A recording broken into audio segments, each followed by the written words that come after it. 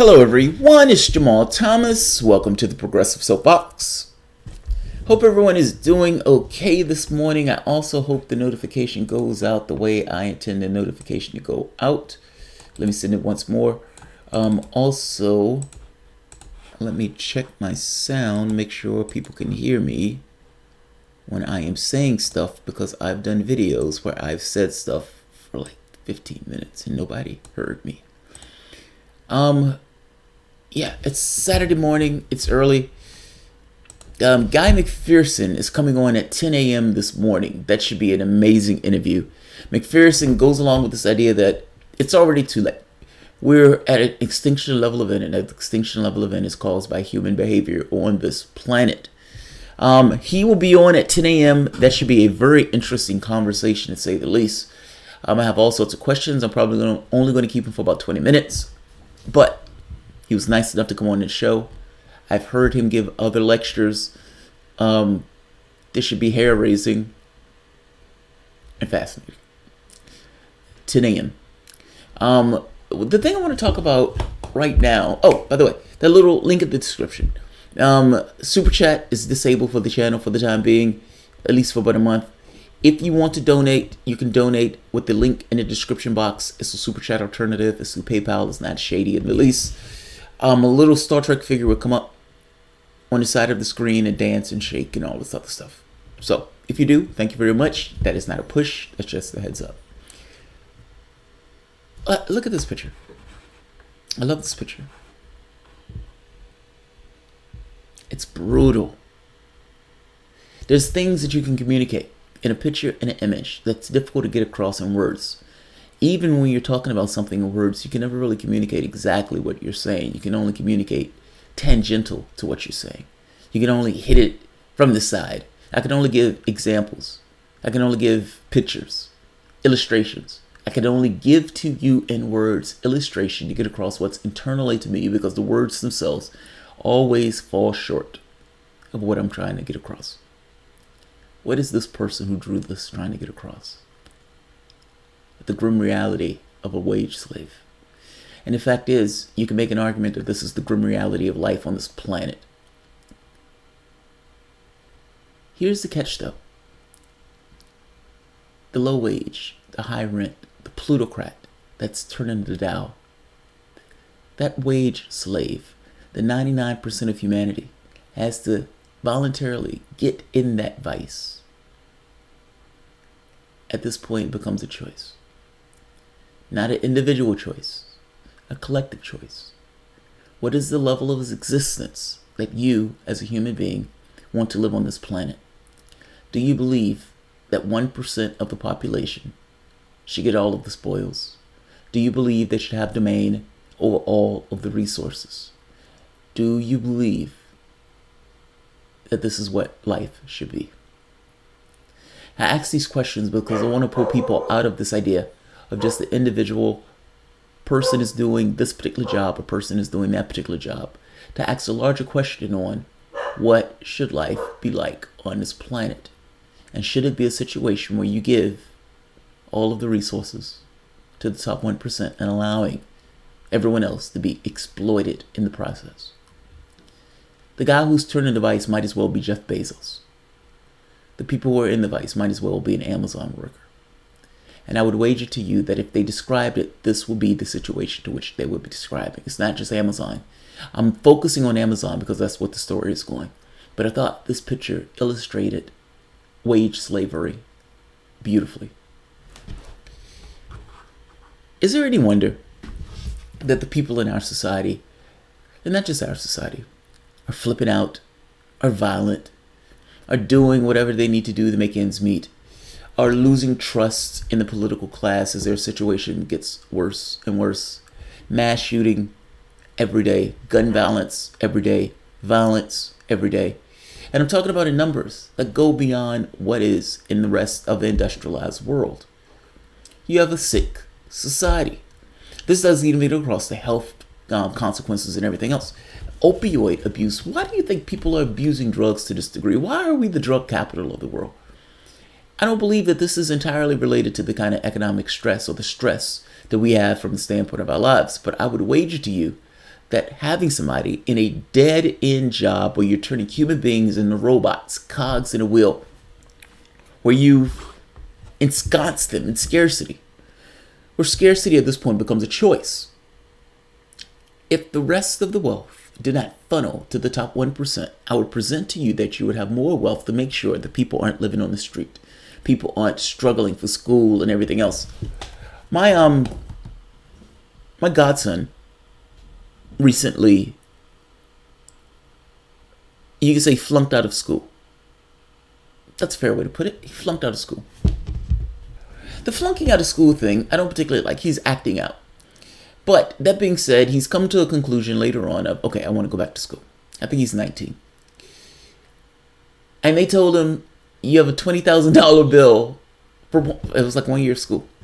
He finds out that the bill is about $6,000, but the way they calculate it, they charge you in advance and so forth. A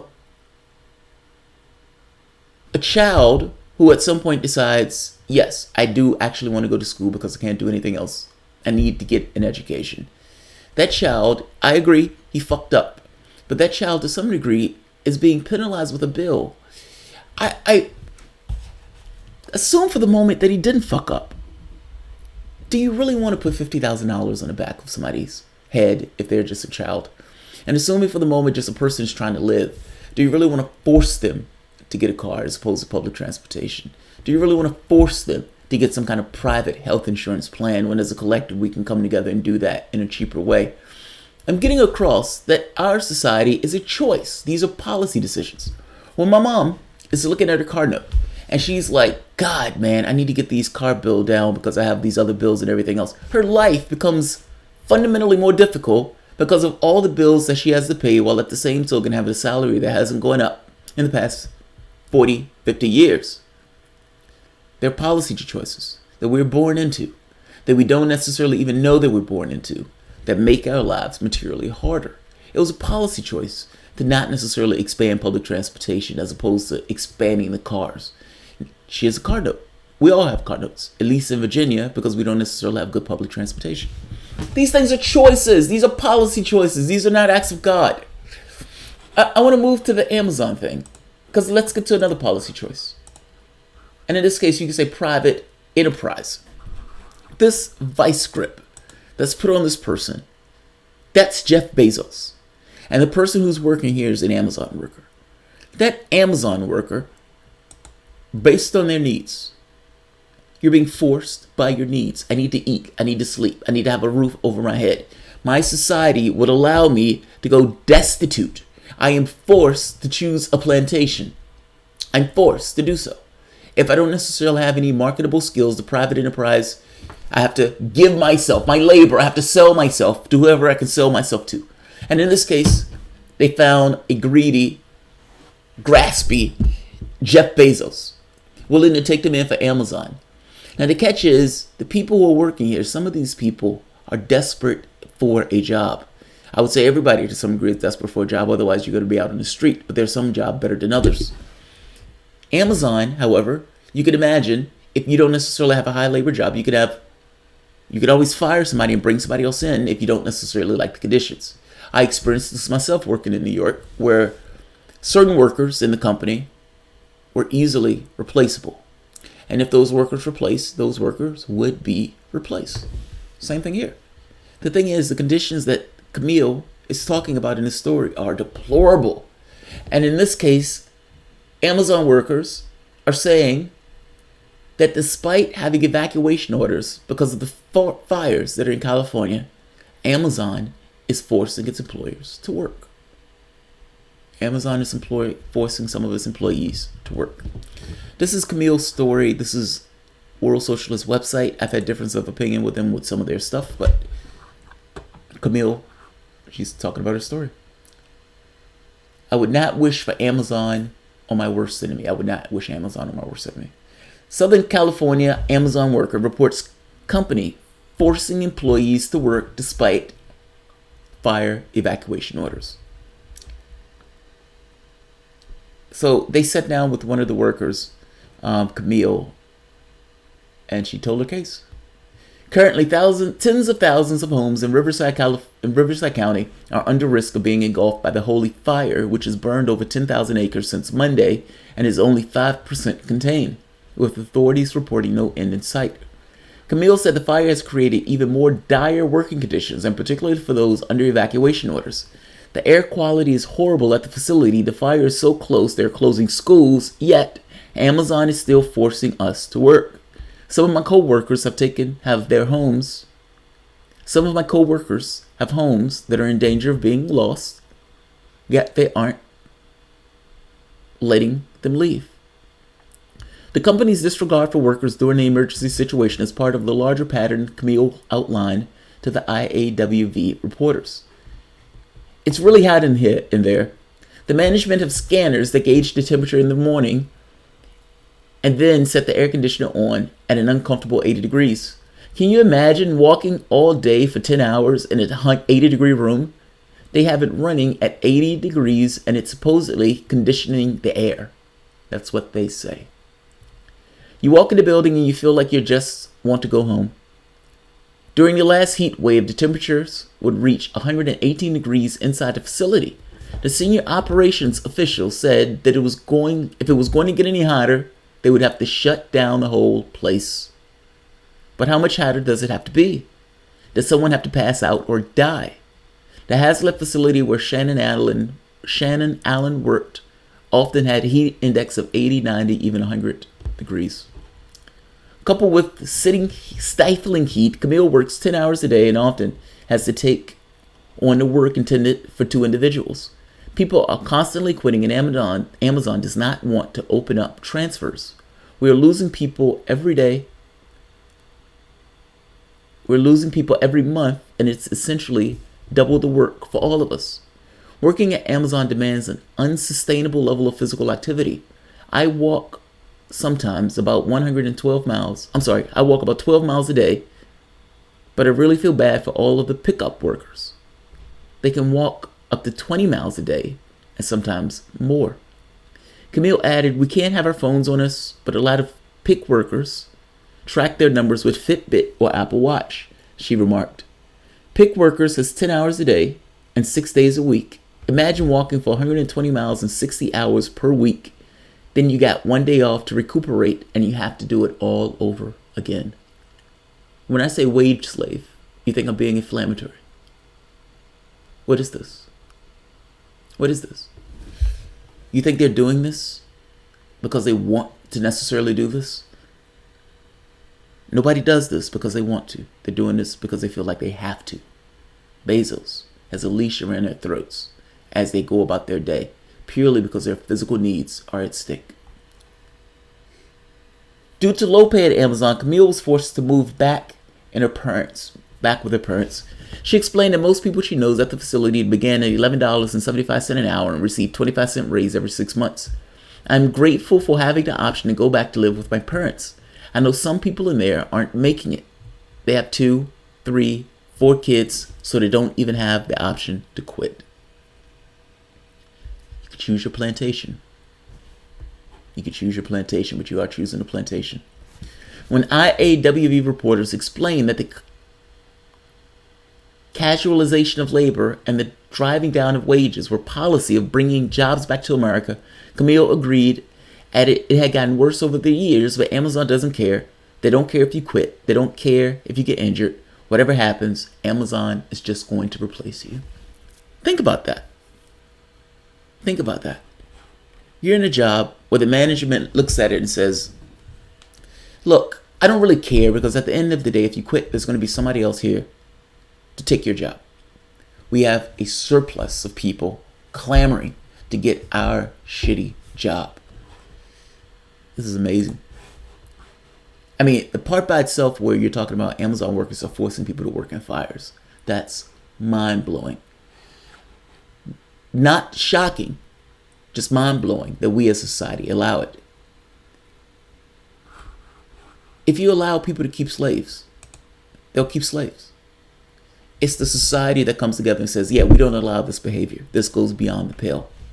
I'm not shocked that Jeff Bezos or that Amazon is okay with this and allows this. How did Jeff Bezos make $150 billion? You ever wonder that? How do you make $150 billion? How does Microsoft, how does Gates make 70, 80, how much ever $billion that he has? Some of this is stocks, yes. But ultimately, at the end of the day, corporations are the same. They make their profit by lowering the cost of a product or lowering the cost of labor. And in this case, if you can squeeze labor, you can squeeze dollars out of the pockets of those laborers. Meaning, instead of those workers getting a decent wage for a hellish job that they pull off, that goes to Bezos. Bezos fattens his pocket. Bezos fattens his wallet. The people who have the stocks fatten their wallets. The people who do the work, who do the labor, who are stuck at these dead-end jobs because they have a kid to feed. They don't necessarily want to go without their needs being met. Those people who are at the bottom rung of the scale, who make sure you get your Fitbit, who make sure you get your little wallet or whatever else you're picking from Amazon, those people are being squashed and crushed. The deal that you get off of Amazon, meaning the way that Amazon is able to give you that particular item for less, is they're able to get shorten the distribution channels, meaning it's not going into a store, but it's also they get to squeeze labor. The person who's buying that product doesn't care why they get that product for cheaper. They just want that product for cheaper. Thank you very much, Jeff Bezos. Jeff Bezos says you're very welcome. And nobody cares about the worker that's running from point A to point B, that's collapsing and taken away in an ambulance, or that's being squeezed to the level of being popped. Nobody cares about that guy. I mean, the same thing applies for the items that we buy in other stores and everything else. The reality for the majority of Amazon workers, however, is either termination, injury, or resignation prior to reaching their 2 years with the company.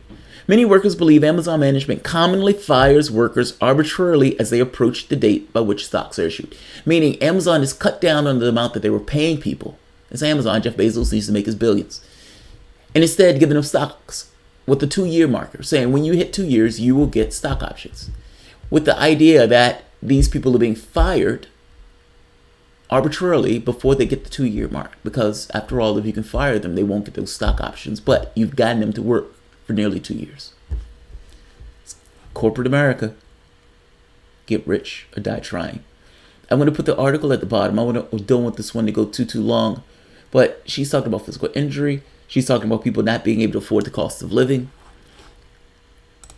Can we dispel this idea that if you can't afford the cost of living, you're somehow lazy? These people are working far more. I would wager to you that the Amazon worker works far more than Jeff Bezos, get paid infinitely less. I know infinity is not a number, it's a concept, but still, you get my point. When I make this allusion to a wage slave, I think I do so with a fair bit of experience here, making the argument just and appropriate. This is indeed what's taking place to the American worker.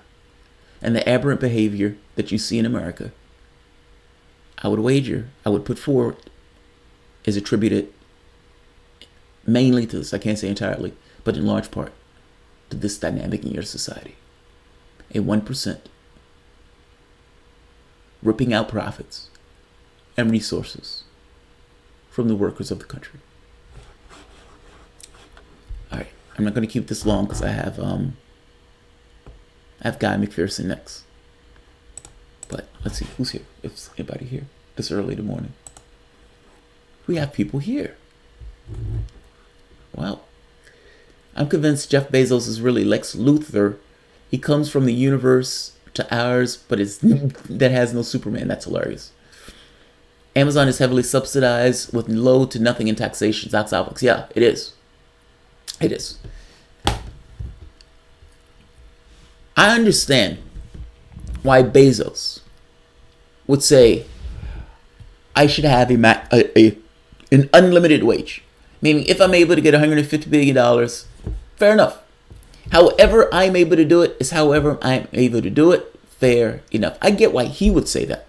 I don't know why the rest of us would say that. I understand we're born into a society, and in that society dumps in values and culture and all this other stuff.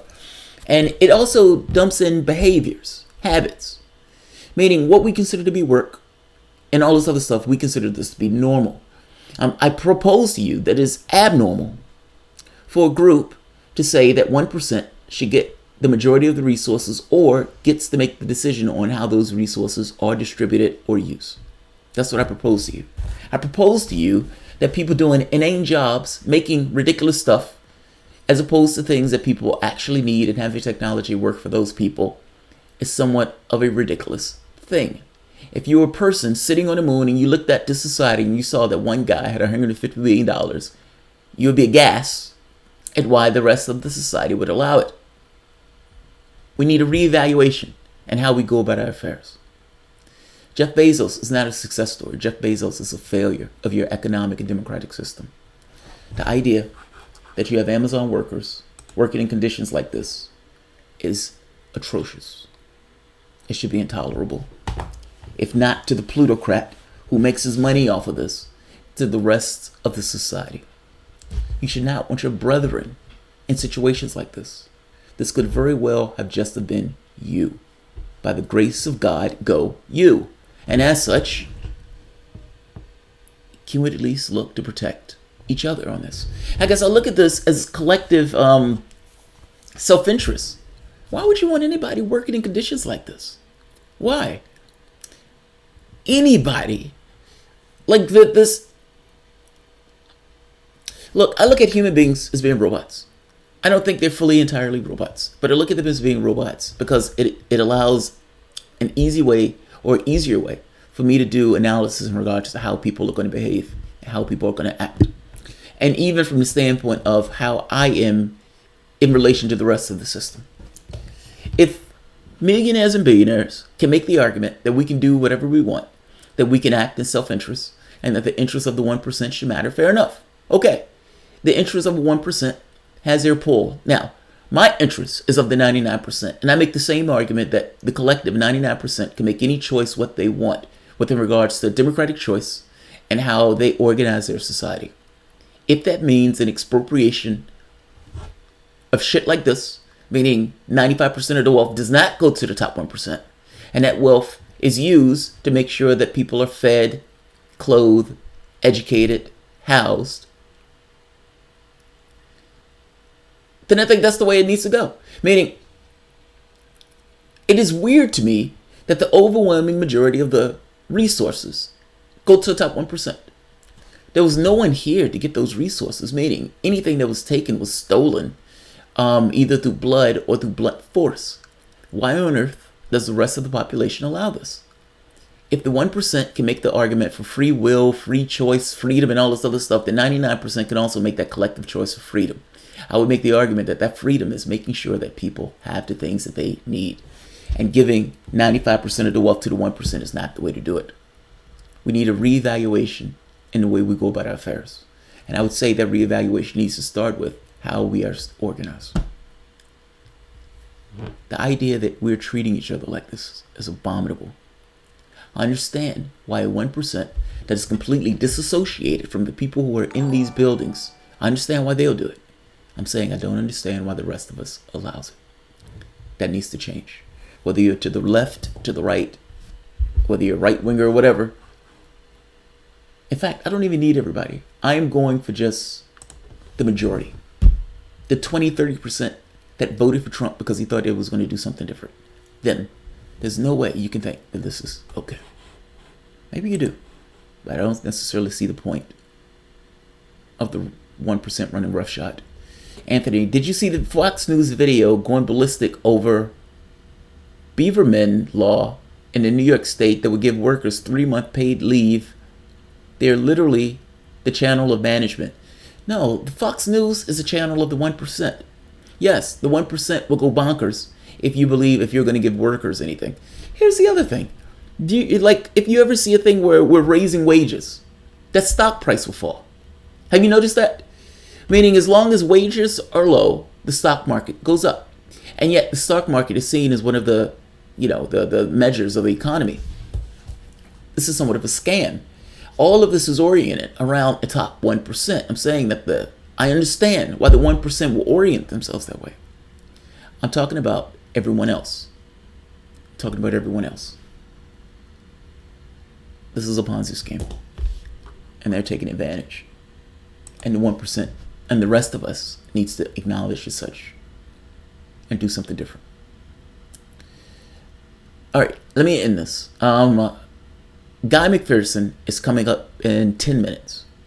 Guy McPherson will be here in 10 minutes. He's a climate scientist, Arizona University. This should be an amazing conversation. So I will see you guys shortly. Thanks, everyone.